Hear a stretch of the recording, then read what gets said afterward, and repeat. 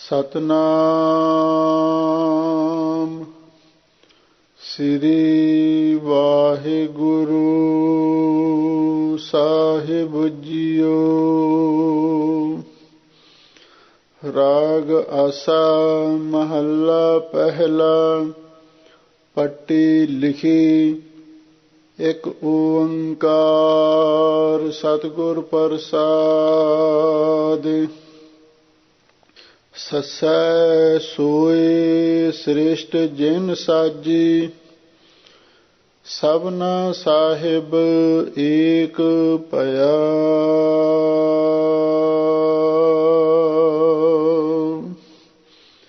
ਸੇਵਤ ਰਹੇ ਚਿਤ ਜਿਨ ਕਾ ਲਾਗਾ, ਆਇਆ ਤਿਨ ਕਾ ਸਫਲ ਭਇਆ। ਸਸੈ ਸੋਏ ਸ੍ਰਿਸ਼ਟ ਜਿਨ ਸਾਜੀ, ਸਭਨਾ ਸਾਹਿਬ ਏਕ ਭਇਆ।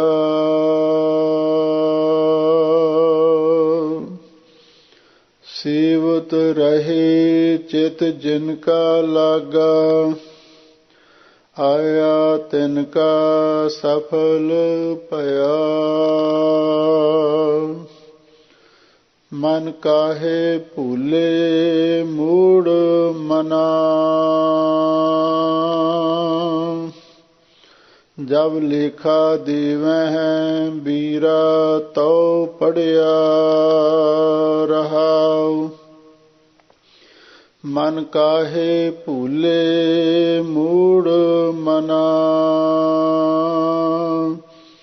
ਜਬ ਲੇਖਾ ਦੇਵਹਿ ਬੀਰਾ ਤਉ ਪੜਿਆ ਰਹਾਉ।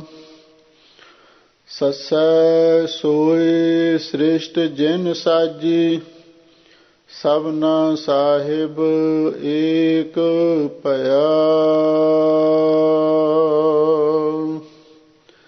ਵਾਹਿਗੁਰੂ ਜੀ ਕਾ ਖਾਲਸਾ, ਵਾਹਿਗੁਰੂ ਜੀ ਕੀ ਫਤਿਹ। ਪਰਮ ਸਨਮਾਨਯੋਗ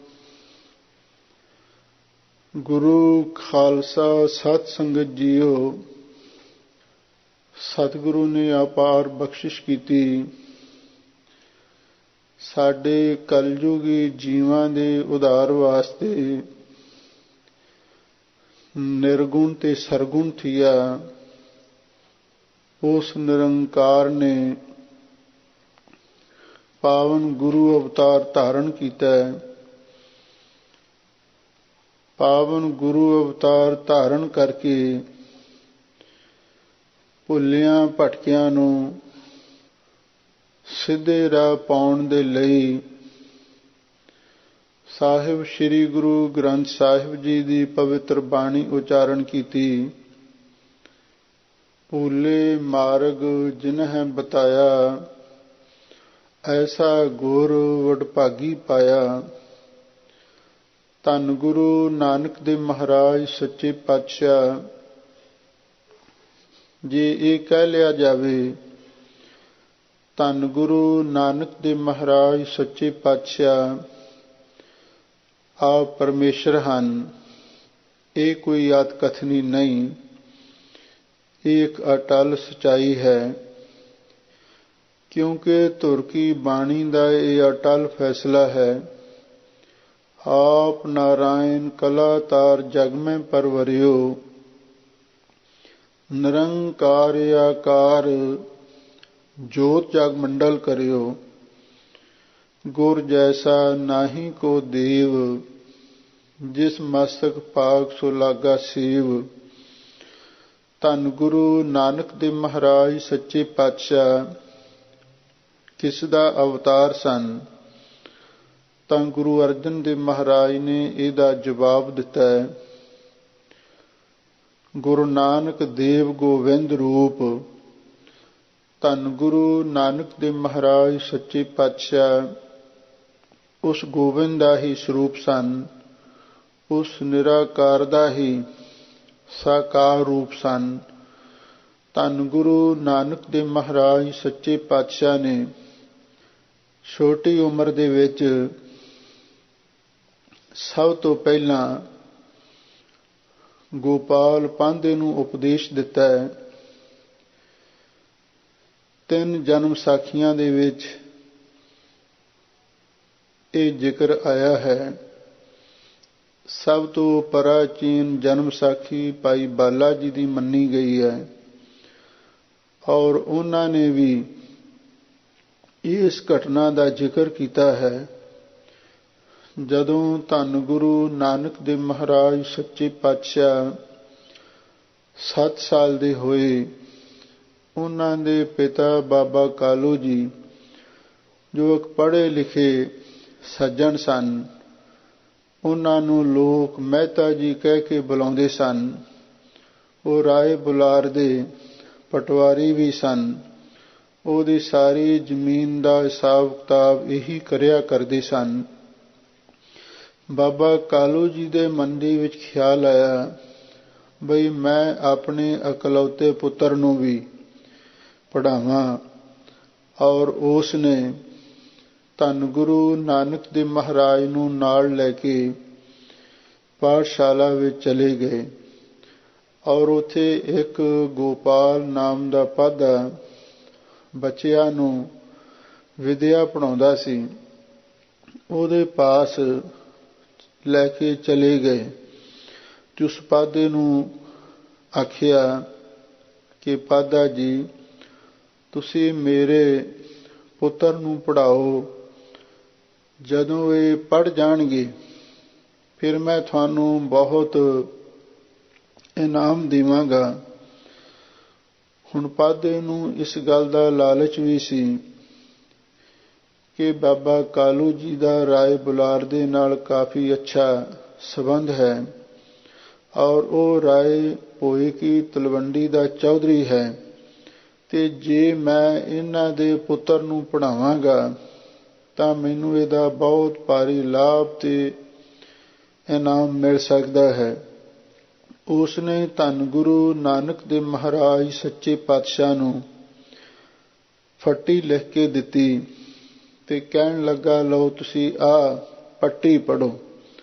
ਪੰਜਾਬੀ ਵਿੱਚ ਪੱਟੀ ਵੀ ਕਹਿ ਦਿੰਦੇ ਨੇ ਤੇ ਫੱਟੀ ਵੀ ਕਹਿ ਦਿੰਦੇ ਨੇ, ਪਰ ਸਤਿਗੁਰੂ ਮਹਾਰਾਜ ਨੇ ਪੱਟੀ ਸ਼ਬਦ ਹੀ ਵਰਤਿਆ। ਉਹ ਲੱਕੜ ਦੇ ਤਖਤੀ ਨੂੰ ਪੱਟੀ ਆਖਿਆ ਜਾਂਦਾ ਹੈ। ਪਹਿਲੇ ਪਹਿਲ ਸਕੂਲਾਂ ਦੇ ਵਿੱਚ ਉਸ ਲੱਕੜ ਦੀਆਂ ਤਖਤੀਆਂ ਤੇ ਉਹਨਾਂ ਪੱਟੀਆਂ ਤੇ ਹੀ ਬੱਚਿਆਂ ਨੂੰ ਲਿਖਣਾ ਪੜ੍ਹਨਾ ਸਿਖਾਇਆ ਜਾਂਦਾ ਸੀ। ਉਸ ਤੋਂ ਬਾਅਦ ਸਲੇਟਾਂ ਆ ਗਈਆਂ। ਹੁਣ ਕਾਪੀਆਂ ਪਿੰਨਾਂ ਦੇ ਨਾਲ ਬੱਚੇ ਲਿਖਣ ਦਾ ਅਭਿਆਸ ਕਰਦੇ ਹਨ।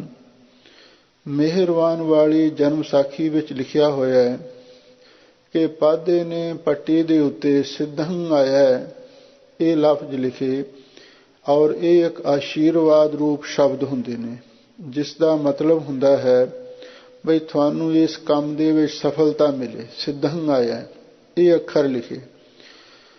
ਭਾਈ ਮਨੀ ਸਿੰਘ ਜੀ ਦੀ ਜਨਮ ਸਾਖੀ ਵਿੱਚ ਇਹ ਲਿਖਿਆ ਮਿਲਦਾ ਹੈ ਬਈ ਪਾਧੇ ਨੇ ਬੈਰਾਖੜੀ ਲਿਖੀ, ਭਾਵ ਮੁਹਾਰਣੀ ਦੀ ਪਹਿਲੀ ਲਾਈਨ ਲਿਖੀ ਤੇ ਆਖਿਆ ਤੁਸੀਂ ਇਸ ਨੂੰ ਪੜ੍ਹੋ। ਧੰਨ ਗੁਰੂ ਨਾਨਕ ਦੇਵ ਮਹਾਰਾਜ ਸੱਚੇ ਪਾਤਸ਼ਾਹ ਨੇ ਉਸ ਵੇਲੇ ਪਾਧੇ ਨੂੰ ਆਖਿਆ, ਪਾਧਾ ਜੀ, ਆ ਜੋ ਤੁਸੀਂ ਵਿਦਿਆ ਪੜ੍ਹਾ ਰਹੇ ਹੋ ਇਹ ਦੱਸੋ ਸਾਡੇ ਪ੍ਰਲੋਕ ਵਿੱਚ ਵੀ ਕੰਮ ਆਵੇਗੀ। ਪਾਧਾ ਕਹਿਣ ਲੱਗਾ, ਨਹੀਂ ਬਈ ਇਹ ਵਿਦਿਆ ਇੱਥੇ ਸੰਸਾਰ ਵਿੱਚ ਹੀ ਕੰਮ ਆਉਂਦੀ ਹੈ। ਸਾਹਿਬ ਸਤਿਗੁਰੂ ਸੱਚੇ ਪਾਤਸ਼ਾਹ ਕਹਿਣ ਲੱਗੇ, ਜੇ ਇਸ ਵਿਦਿਆ ਨੇ ਅੱਗੇ ਕੰਮ ਨਹੀਂ ਆਉਣਾ ਫਿਰ ਇਸ ਨਕੰਮੀ ਵਿਦਿਆ ਨੂੰ ਪੜ੍ਹਨ ਦਾ ਫਾਇਦਾ ਕੀ ਹੈ। ਇਹ ਗੱਲ ਸੁਣ ਕੇ ਪਾਧਾ ਬੜਾ ਹੈਰਾਨ ਹੋਇਆ। ਕਹਿਣ ਲੱਗਾ, ਫਿਰ ਤੁਸੀਂ ਦੱਸੋ ਅੱਗੇ ਕੰਮ ਆਉਣ ਵਾਲੀ ਵਿਦਿਆ ਕਿਹੜੀ ਹੈ। ਧੰਨ ਗੁਰੂ ਨਾਨਕ ਦੇਵ ਮਹਾਰਾਜ ਸੱਚੇ ਪਾਤਸ਼ਾਹ ਨੇ ਉਸ ਵੇਲੇ ਇਹ ਪੱਟੀ ਬਾਣੀ ਉਚਾਰਨ ਕੀਤੀ, ਜਿਸ ਨੂੰ ਆਸਾ ਰਾਗ ਦੇ ਵਿੱਚ ਲਿਖਿਆ ਗਿਆ ਹੈ। ਸੋ ਆਪ ਸੰਗਤਾਂ ਇਸ ਪਾਵਨ ਬਾਣੀ ਦੀ ਵਿਚਾਰ ਸਰਵਣ ਕਰ ਰਹੇ ਹੋ। ਰਾਗ ਆਸਾ ਮਹੱਲਾ ਪਹਿਲਾ ਪੱਟੀ ਲਿਖੀ। ਰਾਗ ਆਸਾ ਦੇ ਵਿੱਚ ਪਹਿਲੇ ਪਾਤਸ਼ਾਹ ਧੰਨ ਗੁਰੂ ਨਾਨਕ ਤੇ ਮਹਾਰਾਜ ਦੀ ਇਹ ਪਹਿਲੀ ਰਚਨਾ 7 ਸਾਲ ਦੀ ਉਮਰ ਦੇ ਵਿੱਚ ਇਹ ਬਾਣੀ ਉਚਾਰਨ ਕੀਤੀ, ਜਿਸ ਦਾ ਨਾਮ ਪੱਟੀ ਹੈ। ਇਹ ਪੱਟੀ ਲਿਖੀ ਗੁਰੂ ਮਹਾਰਾਜ ਨੇ। ਇੱਕ ਓੰਕਾਰ ਸਤਿਗੁਰ ਪ੍ਰਸਾਦ। ਹਜ਼ੂਰ ਮੰਗਲਾਚਰਨ ਲਿਖਦੇ ਹਨ, ਉਹ ਅਕਾਲ ਪੁਰਖ ਵਾਹਿਗੁਰੂ ਇੱਕ ਅਦਵੈਤ ਸਰੂਪ ਹੈ। ਓੰਕਾਰ ਸਾਰਿਆਂ ਦਾ ਪ੍ਰਕਾਸ਼ਕ, ਸਤ ਨਾਸ ਤੋਂ ਰਹਿਤ, ਗੁਰ ਪ੍ਰਸਾਦ। ਉਹ ਵਾਹਿਗੁਰੂ ਗੁਰੂ ਦੀ ਕਿਰਪਾ ਨਾਲ ਮਿਲਦਾ ਹੈ। ਇਸ ਪਾਵਨ ਬਾਣੀ ਦੇ ਵਿੱਚ ਗੁਰੂ ਮਹਾਰਾਜ ਨੇ ਰਹਾਉ ਲਿਖਿਆ। ਇਹ ਰਚਨਾ 35 ਪੌੜੀਆਂ ਵਾਲੀ ਰਚਨਾ ਹੈ, ਕਿਉਂਕਿ ਜਿਹੜੀ ਗੁਰਮੁਖੀ ਲਿਪੀ ਹੈ ਔਰ ਉਹਦੇ 35 ਅੱਖਰ ਨੇ, ਉਸ ਨੂੰ 35 ਵੀ ਆਖਿਆ ਜਾਂਦਾ ਹੈ ਵੀ 35 ਅੱਖਰੀ ਹੋਣ ਕਰਕੇ ਉਸ ਨੂੰ 35। ਤੇ ਜਿਹੜੀ ਉਰਦੂ ਫਾਰਸੀ ਦੀ ਲਿਪੀ ਹੈ ਉਹਨੂੰ ਸਿਹਰਫੀ ਆਖਿਆ ਜਾਂਦਾ, ਉਹਦੇ 30 ਅੱਖਰ ਨੇ। ਜਿਹੜੀ ਸੰਸਕ੍ਰਿਤ ਦੀ ਵਰਣਮਾਲਾ ਉਸ ਨੂੰ 52 ਅੱਖਰੀ ਆਖਿਆ ਜਾਂਦਾ, ਉਹਦੇ 52 ਅੱਖਰ ਨੇ। ਪਰ ਗੁਰਮੁਖੀ ਦੀ 35 ਦੇ 35 ਅੱਖਰ ਨੇ। ਇਸ ਲਈ ਇਸ ਨੂੰ ਗੁਰੂ ਮਹਾਰਾਜ ਨੇ 35 ਪੌੜੀਆਂ ਦੇ ਵਿੱਚ ਹੀ ਵੰਡਿਆ ਹੈ।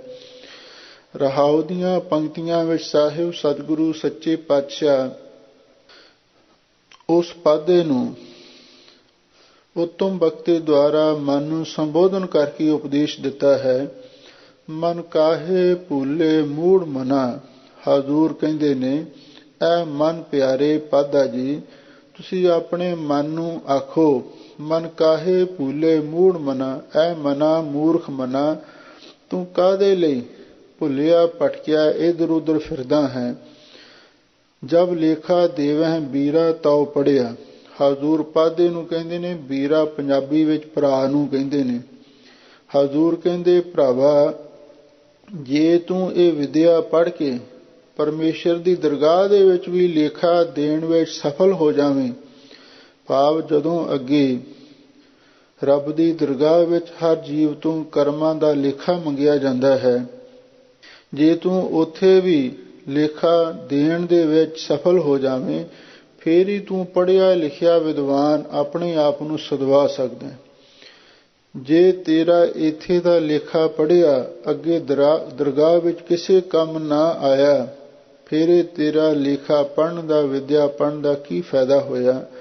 ਤੇ ਸਾਹਿਬ ਸਤਿਗੁਰੂ ਸੱਚੇ ਪਾਤਸ਼ਾਹ ਨੇ ਪਹਿਲਾਂ ਸੱਸੇ ਅੱਖਰ ਦੁਆਰਾ ਇਸ ਨੂੰ ਉਪਦੇਸ਼ ਦਿੱਤਾ ਹੈ।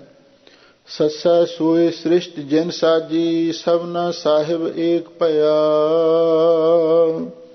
ਸੱਸੇ ਅੱਖਰ ਦੁਆਰਾ ਧੰਨ ਗੁਰੂ ਨਾਨਕ ਦੇਵ ਮਹਾਰਾਜ ਸੱਚੇ ਪਾਤਸ਼ਾਹ ਫਰਮਾਉਂਦੇ ਨੇ ਕਿ ਐ ਮਨਾ, ਐ ਪਿਆਰੇ ਪਾਧਾ ਜੀ, ਉਸ ਅਕਾਲ ਪੁਰਖ ਵਾਹਿਗੁਰੂ ਨੇ ਸਾਰੀ ਸ੍ਰਿਸ਼ਟੀ ਸਾਜੀ ਹੈ। ਸੱਸਾ ਸੋਏ ਸ੍ਰਿਸ਼ਟ ਜਿਨ ਸਾਜੀ, ਜਿਸ ਅਕਾਲ ਪੁਰਖ ਨੇ ਸਾਰੀ ਸ੍ਰਿਸ਼ਟੀ ਸਾਜੀ ਹੈ, ਸੋਏ ਉਹੀ ਸਭਨਾ ਸਾਹਿਬ ਏਕ ਭਇਆ। ਸਾਰੇ ਸੰਸਾਰ ਦਾ ਜਿਤਨੇ ਵੀ ਜੀਵ ਜੰਤ ਨੇ, ਮਨੁੱਖ ਨੇ, ਪਸ਼ੂ ਪੰਛੀ ਨੇ, ਇਹਨਾਂ ਸਾਰਿਆਂ ਦਾ ਮਾਲਕ ਵੀ ਉਹੀ ਇੱਕ ਵਾਹਿਗੁਰੂ ਪਰਮੇਸ਼ਰ ਹੀ ਬਣਿਆ ਹੈ। ਜਿਸ ਨੇ ਸਾਰੀ ਸ੍ਰਿਸ਼ਟੀ ਸਾਜੀ ਹੈ, ਉਹੀ ਸਾਰੀ ਸ੍ਰਿਸ਼ਟੀ ਦਾ ਇੱਕ ਮਾਲਕ ਬਣਿਆ ਹੋਇਆ ਹੈ। ਸੇਵਤ ਰਹੇ ਚਿਤ ਜਿਨ ਕਾ ਲਾਗਾ, ਆਇਆ ਤਿਨ ਕਾ ਸਫਲ ਭਇਆ। ਜਿਨ੍ਹਾਂ ਦਾ ਚਿੱਤ ਉਸ ਵਾਹਿਗੁਰੂ ਦੇ ਨਾਲ ਜੁੜਿਆ ਰਿਹਾ, ਉਹ ਉਸ ਅਕਾਲ ਪੁਰਖ ਵਾਹਿਗੁਰੂ ਦੀ ਸੇਵਾ ਕਰਦੇ ਰਹੇ। ਤੇ ਜਿਨ੍ਹਾਂ ਦਾ ਚਿੱਤ ਨਹੀਂ ਜੁੜਦਾ, ਉਹ ਸੇਵਾ ਵੀ ਨਹੀਂ ਕਰ ਸਕਦੇ।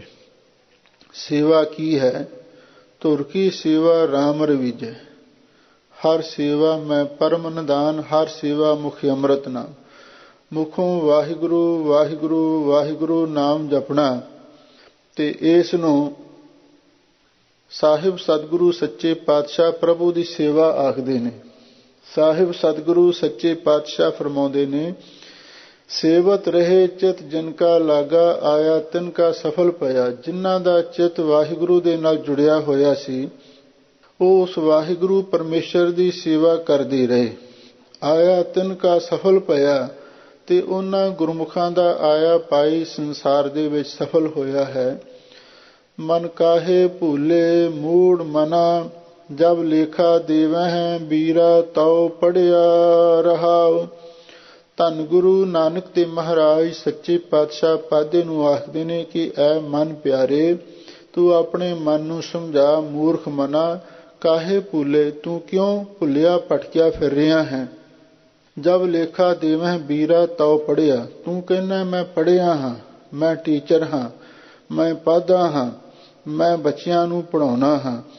ਪਰ ਹਜ਼ੂਰ ਕਹਿੰਦੇ ਤੂੰ ਪੜ੍ਹਿਆ ਹੋਇਆ ਵਿਦਵਾਨ ਤਾਂ ਹੀ ਜਾਣਿਆ ਜਾ ਸਕਦਾ ਹੈ। ਭਰਾਵਾ, ਜੇ ਤੂੰ ਪਰਮੇਸ਼ਰ ਦੀ ਦਰਗਾਹ ਦੇ ਵਿੱਚ ਵੀ ਲੇਖਾ ਦੇਣ ਵਿੱਚ ਸਫਲ ਹੋ ਜਾਵੇਂ, ਉੱਥੇ ਵੀ ਅੱਗੇ ਜਵਾਬ ਦੇਣ ਲਈ ਕਾਮਯਾਬ ਹੋ ਜਾਵੇਂ, ਫੇਰ ਹੀ ਤੂੰ ਪੜ੍ਹਿਆ ਲਿਖਿਆ ਆਪਣੇ ਆਪ ਨੂੰ ਸੁਧਵਾ ਸਕਦਾ ਹੈ। ਰਹਾਉ ਵਿਸਰਾਮ ਦੇ ਕੇ ਹੁਣ ਸਾਹਿਬ ਸਤਿਗੁਰੂ ਸੱਚੇ ਪਾਤਸ਼ਾਹ ਜੋ ਪੰਜਾਬੀ ਦਾ ਅੱਖਰ ਈੜੀ ਹੈ ਉਸ ਦੁਆਰਾ ਉਪਦੇਸ਼ ਅੱਗੇ ਦਿੰਦੇ ਹਨ। ਈਵੜੀ ਆਦ ਪੁਰਖ ਹੈ ਦਾਤਾ, ਆਪੇ ਸੱਚਾ ਸੋਏ। ਈਵੜੀ ਈੜੀ ਅੱਖਰ ਦੁਆਰਾ ਇਹ ਉਪਦੇਸ਼ ਹੈ।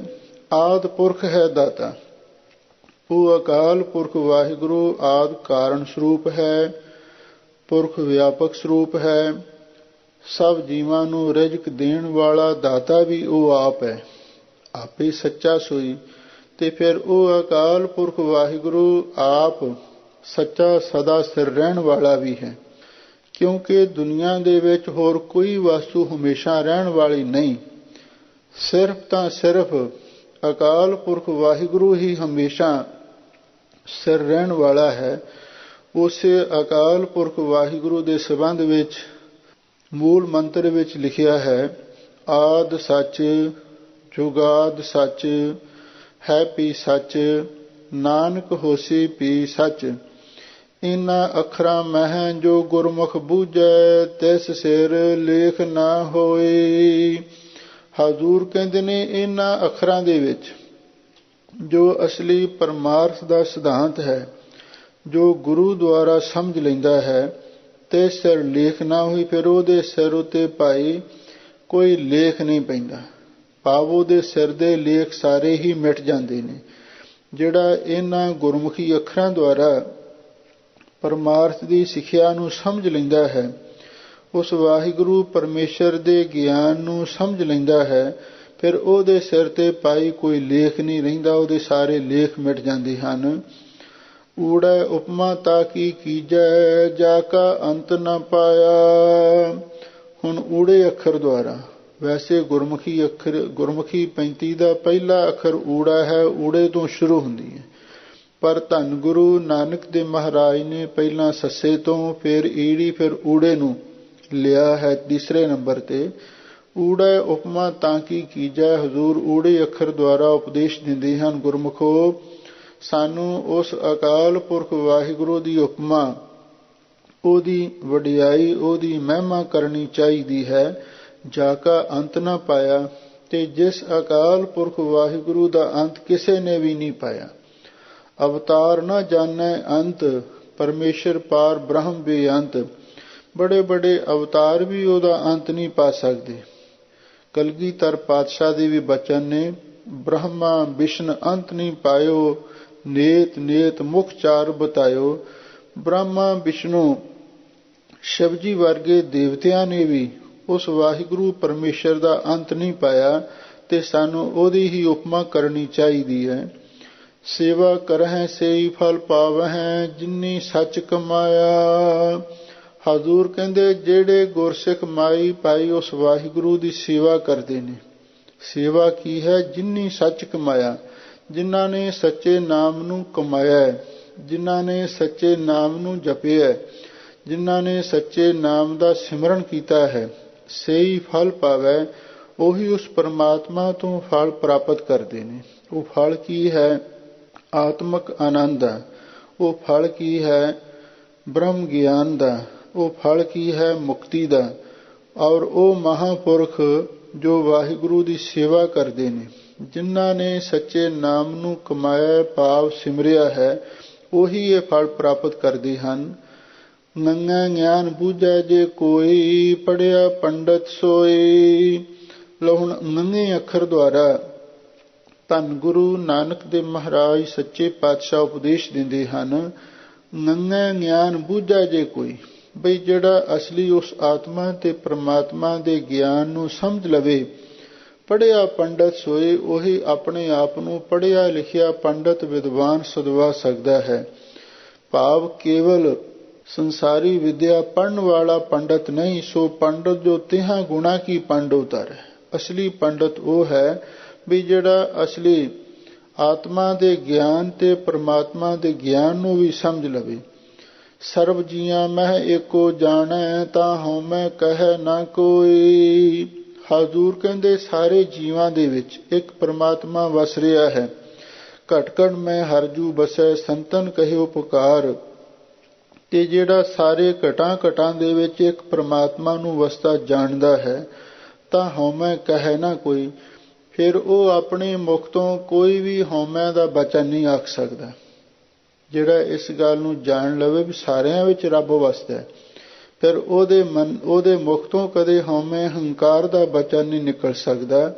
ਉਹ ਹਮੇਸ਼ਾ ਲਈ ਨਿਮਰਤਾ ਵਿੱਚ ਬੋਲੇਗਾ, ਅਦਬ ਸਤਿਕਾਰ ਦੇ ਨਾਲ ਬੋਲੇਗਾ, ਕਦੇ ਹੰਕਾਰ ਵਿੱਚ ਨਹੀਂ ਕੋਈ ਸ਼ਬਦ ਬੋਲ ਸਕਦਾ। ਕੱਕੈ ਕੇਸ ਪੁੰਡਰ ਜਬ ਹੋਏ, ਵਿਣਸਾ ਬੂਣੈ ਉਜਲਿਆ। ਲਓ ਹੁਣ ਕੱਕੇ ਅੱਖਰ ਦੁਆਰਾ ਸਤਿਗੁਰੂ ਉਪਦੇਸ਼ ਦਿੰਦੇ ਹਨ। ਜਦੋਂ ਵਡੇਪਾ ਆ ਜਾਂਦਾ ਹੈ, ਕੱਕੈ ਕੇਸ ਪੁੰਡਰ ਜਬ ਹੋਏ, ਪੁੰਡਰ ਕਹਿੰਦੇ ਨੇ ਕਮਲ ਦੇ ਫੁੱਲ ਨੂੰ। ਕਮਲ ਦਾ ਫੁੱਲ ਚਿੱਟਾ ਹੁੰਦਾ ਹੈ। ਜਦੋਂ ਸਾਡੇ ਕੇਸ, ਪੁੰਡਰ ਦਾ ਅਰਥ ਹੈ ਵੀ ਕਮਲ ਦੇ ਫੁੱਲ ਵਾਂਗੂ ਸਫੈਦ ਹੋ ਗਏ, ਚਿੱਟੇ ਹੋ ਗਏ। ਵਿਣਸਾ ਬੂਣਾ ਉਜਲਿਆ, ਫਿਰ ਬਿਨਾਂ ਸਾਬਣ ਲਾਏ ਤੋਂ ਹੀ ਬੜੇ ਉਜਲ ਦਿਖਾਈ ਦਿੰਦੇ ਨੇ। ਭਾਵ ਜਦੋਂ ਬਿਰਧ ਅਵਸਥਾ ਵਿੱਚ ਸਾਡੇ ਸਿਰ ਦੇ ਕੇਸ ਧੌਲੇ ਹੋ ਜਾਂਦੇ ਨੇ, ਬਿਨਾਂ ਸਾਬਣ ਤੋਂ ਹੀ ਉਹਨਾਂ ਦਾ ਰੰਗ ਚਿੱਟਾ ਹੋ ਜਾਂਦਾ ਹੈ। ਜਮ ਰਾਜੇ ਕੇ ਹੇਰੂ ਆਏ, ਮਾਇਆ ਕੈ ਸੰਗਲ ਬੰਧ ਲਿਆ।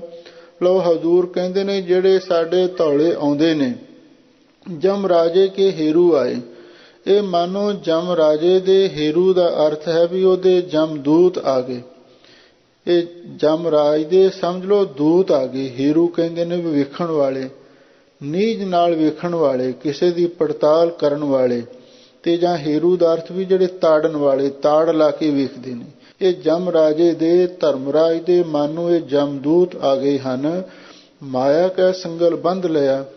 ਇੱਕ ਪਾਸੇ ਦੇਖ ਲਓ ਬਿਰਧ ਅਵਸਥਾ ਵਿੱਚ ਜਿਹੜੇ ਚਿੱਟੇ ਕੇਸ ਨੇ, ਇਹ ਮਾਨੋ ਧਰਮਰਾਜ ਦੇ ਭੇਜੇ ਹੋਏ ਦੂਤ ਹਲਕਾਰੇ ਆ ਗਏ। ਤੇ ਦੂਸਰੇ ਪਾਸੇ ਮਾਇਆ ਦੇ ਸੰਗਲ ਨੇ ਇਸ ਜੀਵ ਨੂੰ ਐਨ ਜਕੜ ਕੇ ਬੰਨ੍ਹ ਲਿਆ। ਇਹਦਾ ਮਤਲਬ ਇਹ ਹੈ ਬਈ ਜਿਵੇਂ ਜਿਵੇਂ ਮਨੁੱਖ ਦੀ ਅਵਸਥਾ ਵਡੇਰੀ ਹੁੰਦੀ ਹੈ ਤੇ ਓਨਾ ਹੀ ਮਾਇਆ ਦੀ ਪਕੜ ਵਧੀ ਜਾਂਦੀ ਹੈ। ਕਿਸੇ ਸਿਆਣੇ ਵਿਦਵਾਨ ਨੇ ਬੜੀ ਸੁੰਦਰ ਗੱਲ ਆਖੀ ਹੈ। ਇੱਕ ਪ੍ਰਕਿਰਤੀ ਦਾ ਨਿਯਮ ਹੈ, ਕਿਸੇ ਬਿਰਛ ਨੂੰ ਫਲ ਲੱਗੇ ਤੇ ਜਿਵੇਂ ਜਿਵੇਂ ਉਹ ਫਲ ਪੱਕਦਾ ਹੈ, ਉਹ ਆਪਣੀ ਪਕੜ ਘਟਾਉਂਦਾ ਜਾਂਦਾ ਹੈ। ਜਦੋਂ ਫਲ ਪੂਰਨ ਪੱਕ ਜਾਂਦਾ ਹੈ, ਉਹ ਆਪ ਹੀ ਕਿਰ ਕੇ ਹੇਠਾਂ ਡਿੱਗ ਪੈਂਦਾ ਹੈ। ਪਰ ਮਨੁੱਖ ਇੱਕ ਐਸਾ ਫਲ ਹੈ, ਇਹ ਜਿਵੇਂ ਜਿਵੇਂ ਪਰਿਵਾਰ ਦੇ ਬਿਰਛ ਦੇ ਨਾਲ ਪੱਕਦਾ ਹੈ, ਸੰਸਾਰ ਦੇ ਬਿਰਛ ਦੇ ਨਾਲ ਪ੍ਰਫੁੱਲਤ ਹੁੰਦਾ ਹੈ, ਉਵੇਂ ਉਵੇਂ ਇਹਦੀ ਮਨ ਦੀ ਪਕੜ ਮੋਹ ਮਮਤਾ ਵਧੀ ਜਾਂਦੀ ਹੈ। ਚਾਹੀਦੀ ਤਾਂ ਘਟਣੀ ਹੈ, ਪਰ ਜਿਵੇਂ ਜਿਵੇਂ ਮਨੁੱਖ ਦੀ ਉਮਰ ਵਡੇਰੀ ਹੁੰਦੀ ਹੈ, ਮਾਇਆ ਦਾ ਮੋਹ ਵਧੇਰੇ ਇਸ ਨੂੰ ਆਪਣੇ ਵੱਲ ਖਿੱਚਦਾ ਹੈ। ਇਸੇ ਲਈ ਜਿਵੇਂ ਜਿਵੇਂ ਹੋਰ ਫਲ ਪੱਕਦੇ ਨੇ, ਉਹ ਪਕੜ ਘਟਾਉਂਦੇ ਨੇ। ਪਰ ਇਹ ਮਨੁੱਖ ਜਿਵੇਂ ਜਿਵੇਂ ਪੱਕਦਾ, ਪਕੜ ਵਧਾਈ ਜਾਂਦਾ ਹੈ। ਮਾਇਆ ਕਾ ਸੰਗਲ ਬੰਧ ਲਿਆ। ਇਉਂ ਮਾਇਆ ਦੇ ਸੰਗਲ ਨੇ ਇਸ ਜੀਵ ਨੂੰ ਜਕੜ ਲਿਆ ਹੈ।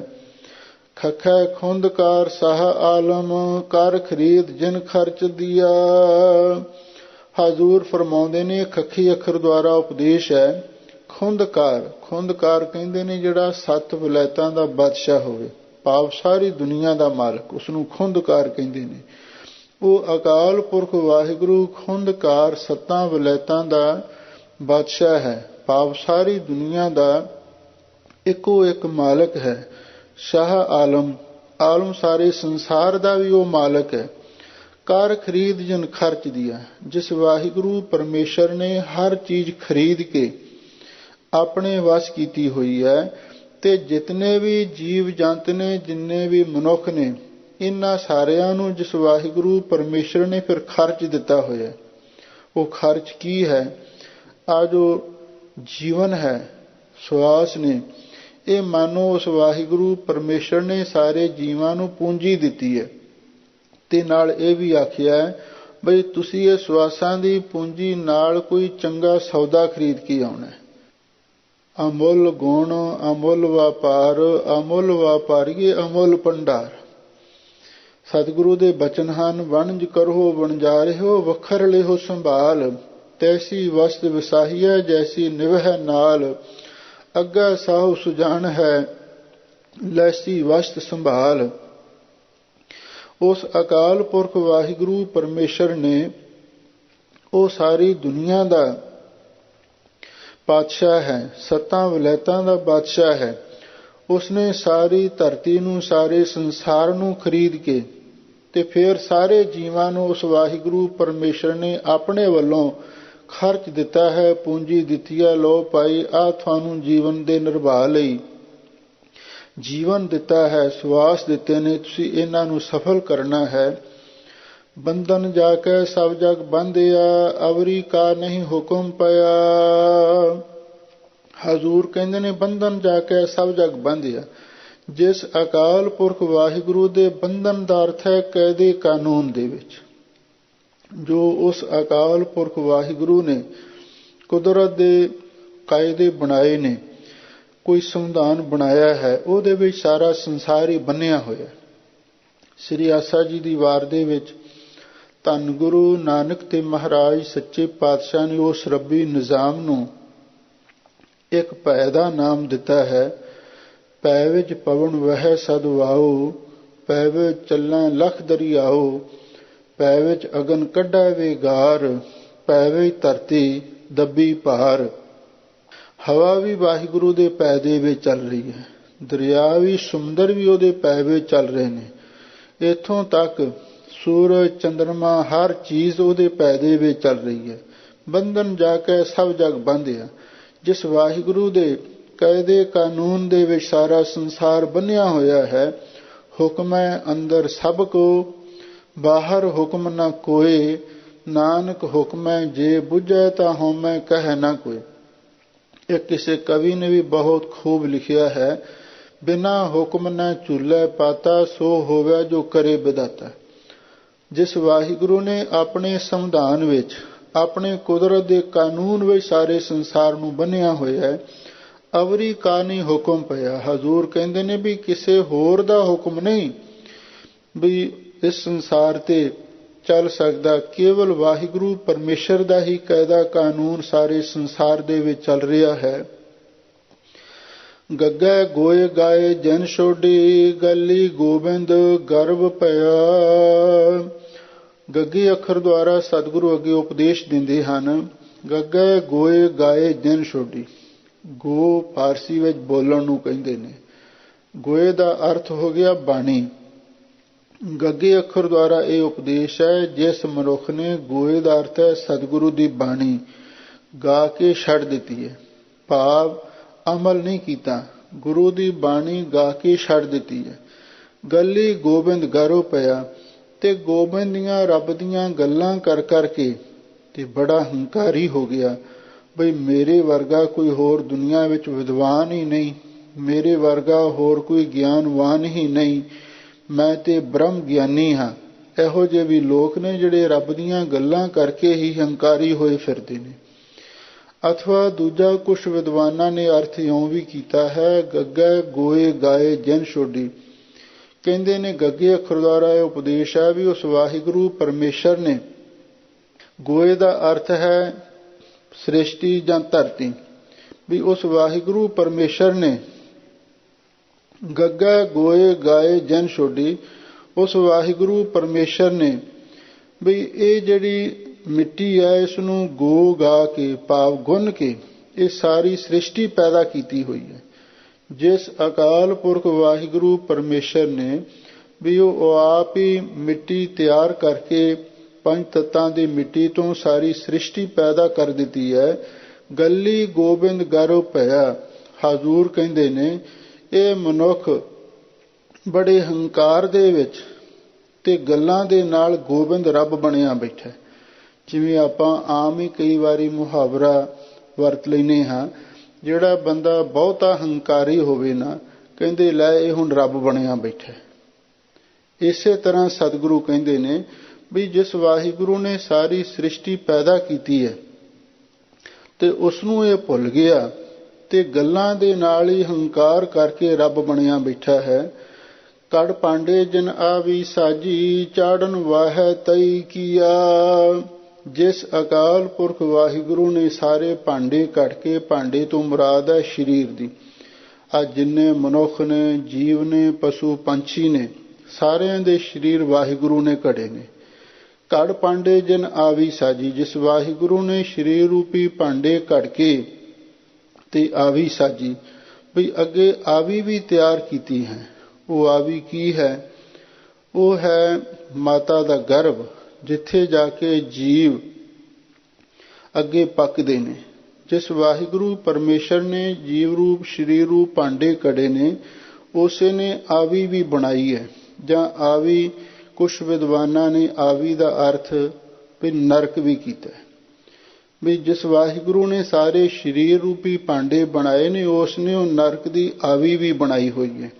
ਜਿਹੜੇ ਪਾਪੀ ਜੀਵ ਨੇ ਉੱਥੇ ਜਾ ਕੇ ਪਏ ਸੜਦੇ ਨੇ। ਚਾੜਨ ਵਾਹੈ ਤਈ ਕੀਆ, ਤੇ ਉਸ ਆਵੀ ਤੇ ਚਾੜਨ ਵਾਲਾ ਅਕਾਲ ਪੁਰਖ ਵਾਹਿਗੁਰੂ ਪਰਮੇਸ਼ਰ ਆਪ ਹੈ। ਵਾਹੈ ਉਸਨੇ ਤਈ ਕੀਆ, ਹਰ ਜੀਵ ਨੂੰ ਉੱਥੇ ਚੜ੍ਹਨ ਲਈ ਤਿਆਰ ਕੀਤਾ ਹੋਇਆ। ਭਾਵ ਜਿੰਨੇ ਵੀ ਜੀਵ ਸੰਸਾਰ ਦੇ ਵਿੱਚ ਆਏ ਨੇ, ਉਹ ਆਪਣੇ ਕਰਮਾਂ ਦੇ ਅਨੁਸਾਰ ਨਰਕਾਂ ਦੀ ਆਵੀ ਵਿੱਚ ਵੀ ਜਾ ਕੇ ਚੜ੍ਹਦੇ ਨੇ, ਉੱਥੇ ਸੜਦੇ ਹਨ। ਤੇ ਫਿਰ ਕਈ ਮਾਤਾ ਦੇ ਗਰਭ ਦੀ ਆਵੀ ਵਿੱਚ ਪਏ ਸੜਦੇ ਹਨ। ਇਹ ਸਾਰਾ ਪ੍ਰਬੰਧ ਵਾਹਿਗੁਰੂ ਪਰਮੇਸ਼ਰ ਨੇ ਆਪ ਹੀ ਕੀਤਾ ਹੋਇਆ। ਘੱਗੇ ਕਾਲ ਸੇਵਕ ਜੇ ਘਾਲੈ, ਸ਼ਬਦ ਗੁਰੂ ਕੈ ਲਾਗ ਰਹੈ। ਘੱਗੀ ਅੱਖਰ ਦੁਆਰਾ ਸਾਹਿਬ ਸਤਿਗੁਰੂ ਸੱਚੇ ਪਾਤਸ਼ਾਹ ਉਪਦੇਸ਼ ਦਿੰਦੇ ਹਨ, ਕਾਲ ਸੇਵਕ ਜੇ ਘਾਲੈ, ਵੀ ਜੇ ਇਹ ਸੇਵਕ ਬਣ ਕੇ ਵੀ ਗੁਰੂ ਦੀ ਕਾਲ ਸੇਵਾ ਕਰੇ, ਸੇਵਕੋ ਸੇਵਾ ਬਣ ਆਈ, ਹੁਕਮ ਬੂਝ ਪਰਮ ਪਦ ਪਾਈ। ਘੱਗੇ ਅੱਖਰ ਦੁਆਰਾ ਇਹ ਉਪਦੇਸ਼ ਹੈ ਵੀ ਜੇ ਇਹ ਮਨੁੱਖ ਸੇਵਕ ਬਣ ਕੇ ਤੇ ਇਹ ਘਾਲਣਾ ਘਾਲੇ, ਭਾਵ ਗੁਰੂ ਦੀ ਸੇਵਾ ਟਹਿਲ ਭਗਤੀ ਕਰੇ, ਸ਼ਬਦ ਗੁਰੂ ਕੈ ਲਾਗ ਰਹਿ, ਤੇ ਨਾਲ ਗੁਰੂ ਕੇ ਸ਼ਬਦ ਦੇ ਵਿੱਚ ਜੁੜਿਆ ਰਵੇ। ਇੱਕ ਨਾਲ ਗੁਰੂ ਦੀ ਸੇਵਾ ਤੇ ਨਾਲ ਗੁਰੂ ਕੇ ਸ਼ਬਦ, ਭਾਵ ਗੁਰੂ ਦੇ ਬਖਸ਼ੇ ਨਾਮ ਦੇ ਵਿੱਚ ਜੁੜਿਆ ਰਵੇ। ਜਿਹੜਾ ਮਨੁੱਖ ਗੁਰੂ ਦੀ ਸੇਵਾ ਤੇ ਗੁਰੂ ਦੇ ਸ਼ਬਦ ਨਾਲ ਜੁੜ ਜਾਂਦਾ ਹੈ, ਬੁਰਾ ਭਲਾ ਜੇ ਸਮ ਕਰ ਜਾਣੈ, ਇਨ ਬਿਦ ਸਾਹਿਬ ਰਮਤ ਰਹੈ, ਫਿਰ ਉਹ ਵਾਹਿਗੁਰੂ ਪਰਮੇਸ਼ਰ ਦੇ ਨੇੜੇ ਹੋ ਜਾਂਦਾ ਹੈ। ਫਿਰ ਉਹਦੀ ਐਸੀ ਅਵਸਥਾ ਬਣ ਜਾਂਦੀ ਹੈ, ਬੁਰਾ ਭਲਾ, ਚਾਹੇ ਕੋਈ ਉਸ ਨੂੰ ਬੁਰਾ ਆਖੀ ਜਾਵੇ, ਚਾਹੇ ਕੋਈ ਭਲਾ ਆਖੀ ਜਾਵੇ, ਔਰ ਉਹ ਉਹਨਾਂ ਦੋਹਾਂ ਨੂੰ ਇੱਕ ਸਮਾਨ ਕਰਕੇ ਜਾਣਦਾ ਹੈ। ਬੁਰੇ ਭਲੇ ਨੂੰ, ਚੰਗੇ ਮਾੜੇ ਨੂੰ ਇੱਕੋ ਜਿਹਾ ਸਮਝਦਾ ਹੈ। ਜਿਸ ਦੀ ਅਵਸਥਾ ਐਸੀ ਬਣ ਜਾਂਦੀ ਹੈ, ਇਨ ਬਿਦ ਸਾਹਿਬ ਰਮਤ ਰਹਿ, ਇਸ ਢੰਗ ਦੇ ਨਾਲ, ਇਸ ਜੁਗਤੀ ਦੇ ਨਾਲ, ਇਸ ਤਰਕੀਬ ਦੇ ਨਾਲ ਉਸ ਵਾਹਿਗੁਰੂ ਪਰਮੇਸ਼ਰ ਦੇ ਆਨੰਦ ਨੂੰ ਮਾਣਦਾ ਰਹਿੰਦਾ ਹੈ। ਭਾਵ ਜਿਹੜਾ ਵਾਹਿਗੁਰੂ ਦੇ ਭਾਣੇ ਨੂੰ, ਬੁਰੇ ਭਲੇ ਨੂੰ ਸਮਾਨ ਕਰਕੇ ਜਾਣਦਾ ਹੈ, ਤੇ ਫਿਰ ਵਾਹਿਗੁਰੂ ਉਹਦੇ ਉੱਤੇ ਪ੍ਰਸੰਨ ਹੁੰਦਾ ਹੈ। ਉਹ ਇਸ ਤਰੀਕੇ ਦੇ ਨਾਲ ਉਸ ਵਾਹਿਗੁਰੂ ਪਰਮੇਸ਼ਰ ਦੇ ਆਨੰਦ ਨੂੰ ਮਾਣਦਾ ਰਹਿੰਦਾ ਹੈ, ਅਥਵਾ ਉਹਦਾ ਸਿਮਰਨ ਕਰਦਾ ਰਹਿੰਦਾ ਹੈ। ਚੱਚੈ ਚਾਰ ਵੇਦ ਜਨ ਸਾਜੇ, ਚਾਰੇ ਖਾਣੀ ਚਾਰ ਜੁਗਾ। ਧੰਨ ਗੁਰੂ ਨਾਨਕ ਦੇਵ ਮਹਾਰਾਜ ਸੱਚੇ ਪਾਤਸ਼ਾਹ ਪਾਦੇ ਨੂੰ ਉਪਦੇਸ਼ ਦੇ ਰਹੇ ਹਨ ਚੱਚੇ ਅੱਖਰ ਦੁਆਰਾ। ਚਾਰ ਵੇਦ ਜਨ ਸਾਜੇ, ਜਿਸ ਅਕਾਲ ਪੁਰਖ ਵਾਹਿਗੁਰੂ ਨੇ ਚਾਰ ਵੇਦ ਵੀ ਸਾਜੇ ਨੇ। ਸ਼ਾਮ ਵੇਦ ਰਿਗ ਜੁਜਰ ਅਥਰਵਣ, ਰਿਗਵੇਦ ਸਭ ਤੋਂ ਪ੍ਰਾਚੀਨ ਮੰਨਿਆ। ਜਿਸ ਵਾਹਿਗੁਰੂ ਨੇ ਚਾਰ ਵੇਦ ਬਣਾਏ ਨੇ, ਚਾਰੇ ਖਾਣੀ ਚਾਰ ਜੁਗਾ, ਤੇ ਜਿਹੜੀਆਂ ਚਾਰ ਖਾਣੀਆਂ ਨੇ, ਅੰਡਜ, ਜੀਰਜ, ਸੇਤਜ ਤੇ ਉਤਪਜ, ਇਹ ਵੀ ਉਸੇ ਨੇ ਬਣਾਈਆਂ ਹਨ। ਤੇ ਚਾਰ ਜੁਗਾ, ਜਿਹੜੇ ਚਾਰ ਯੁੱਗ ਨੇ, ਸਤਜੁਗ, ਤ੍ਰੇਤਾ, ਦੁਆਪਰ ਤੇ ਕਲਯੁਗ, ਇਹ ਵੀ ਉਸੇ ਵਾਹਿਗੁਰੂ ਪਰਮੇਸ਼ਰ ਨੇ ਬਣਾਏ ਹਨ।